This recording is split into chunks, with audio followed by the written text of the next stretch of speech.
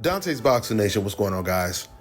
So after Edgar Berlanga, he put that video up where it looked like they were pretty much having a parade celebrating his loss to Canelo Alvarez. Gervonta, he reacted to the post by saying, "Niggas celebrating failure? LOL. Yo, congrats on getting your ass beat." Now, and I would have to completely agree with Gervonta's assessment of the situation. I mean, we've never seen someone celebrate a loss to this magnitude. Now, and I do remember Isaac Pitbull Cruz being happy that he didn't get knocked out by Gervonta Tank Davis, but I don't recall him or his fans putting on a parade either. But I could be wrong about that. You guys could definitely correct me if I am. But something else I want to touch on is I noticed when it comes to Gervonta Tank Davis, and I find this really strange, that when Ryan Garcia came out and said all that racist stuff, when he tested positive for steroids, Gervonta Tank Davis, who is extremely active on Twitter, he went completely silent throughout all of that. Gervonta usually chimes in on everything that's going on in the sport of boxing. Remember, Kermel Moulton, who looks up to Gervonta, and even to this day, he says he looks up to Gervonta when it comes to what he has accomplished. All Kermel did was say something positive about his own boxing promoter, the same promoter who Gervonta started his career with, Floyd Mayweather. Well, as soon as Kermel put up a post saying something positive about Floyd Mayweather, Gervonta Tank Davis, he wasn't having it. He responded right away on Twitter saying he doesn't want Kermel fighting on his undercard. He didn't want another young American fighter that looked up to him to get that type of exposure that Floyd Mayweather gave Gervonta at the beginning of his career. He canceled Kermel Moulton because Kermel was too friendly with Floyd Mayweather. Well, if Gervonta likes to cancel people that are too friendly with the enemy, then I guess that means he's going to cancel Elie Seckbach as well. Because after Ryan Garcia completely disrespected Gervonta's race and religion, Ryan did a live video the very next day saying he ain't apologizing for nothing he said. And you know who was in the comment section saying what's up to Ryan as he was doing that live? Elie Seckbach. I already played that clip for you guys in a previous video about this. So let's see if Gervonta Tank Davis cancels Elie Seckbach the way he canceled Kermel. But you know the truth is, when it comes to Gervonta being so comfortable to bang on his own people, unfortunately, it's not just him. I mean, you guys remember when we was having a whole back and forth with Devin Haney and Gervonta Tank Davis, and you had black people that were split down the middle, and they were saying the worst things possible about Devin Haney. They was talking about how they didn't like him because he talks too much. His father talks too much. And then all of a sudden, after the Ryan Garcia fight, Ryan comes out of the closet, completely comes out of the closet, exposing himself as an extreme racist. And 90% of the black people that were dissing Devin Haney, they went completely silent when Ryan Garcia said all that stuff. All you guys are doing is encouraging these racists. If Ryan Garcia can diss the entire race, the entire religion, or some people's religion, then take photos with black people and show up at the live events and nothing happens to him, he telling you, I told y'all I would diss your entire race and I'm going to show up at these live events and ain't none of y'all going to do nothing about it. Watch me. This man is daring black folks and Muslims to do something about it when he shows up at these live events.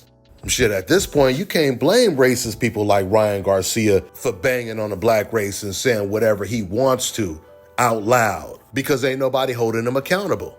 So far, he ain't got to worry about the consequences and repercussions.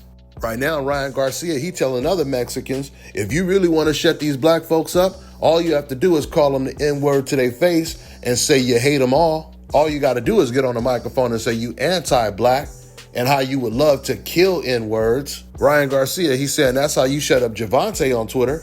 And because Ryan Garcia said all of that and the majority of black people went completely silent, you know what that did? That emboldened Teofimo Lopez to come out like he just did recently. Now he's openly just calling black people monkeys. Their racism in the sport of boxing is starting to become an open infestation. And you know what happens when you have an infestation in your house. The problem eventually gets so bad, you can no longer ignore it and you're forced to do something about it. I'll close out with saying this about Edgar Berlanga celebrating that he lost. I'll say this. If pictures say 1,000 words, then videos say 1,000,000. In that celebration video of Edgar Berlanga, it says a lot of things, not just one thing. Because not only are they celebrating that Edgar Berlanga survived Canelo and didn't get knocked out, which, by the way, the celebration would have more meaning if it was one of those real close or controversial decisions where a lot of people felt that Edgar Berlanga won the fight, but he didn't get the decision, like the first Golovkin fight or like the Lara fight. Now, I could understand a celebration in that situation. But in Edgar's fight, he lost almost every round. He just survived. That's what he did. He survived. He did make it a fight. He made the fight competitive, but he made the fight competitive and still lost almost every round. I feel a lot of those Puerto Rican fans that were celebrating Edgar Berlanga's loss, they were celebrating the loss because they look at it as a win-win for them. Because a lot of those Puerto Rican fans were already Canelo Alvarez fans before he even fought Berlanga.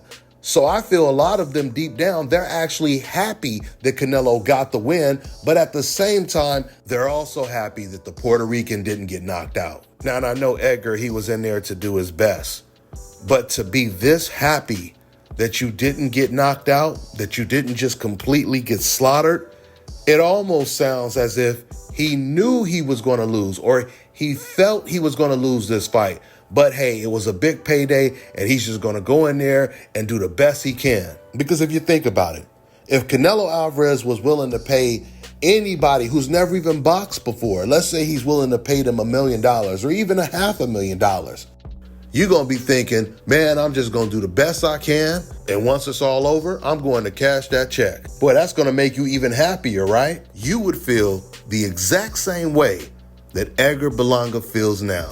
That's all I got for now, guys. I'm on to the next one. Let me tell you guys about Issa Israel Law Firm. It is a full-service legal practice based in Denver, Colorado, an emerging hub for combat sports and high-altitude training. If you're a fighter inside or outside of the ring and you need a law firm you can trust to fight for you, visit thefighterfirm.com or email help@iilawfirm.com. Legal representation is usually limited to plaintiffs or defendants in Colorado, but iFirm can help anyone in the world with trademarking their business name, logos, and U.S. immigration issues. This brother has been my attorney for a while and helped guide me through all kinds of business and civil issues, so make sure you guys go to thefighterfirm.com. All right, now check this out, guys. If you're looking to repair eczema scars, burns and bruises, dark spots and blemishes, fever blisters, diabetic ulcers, this right here is the perfect product for you guys. It's called LO Key Face and Body Oil. Athletes and top-ranking boxers, they're also using it after training to reduce swelling, inflammation, and to ease the pain. So get yours today. Go to LODkey.com, like them on Facebook, and follow them on Instagram.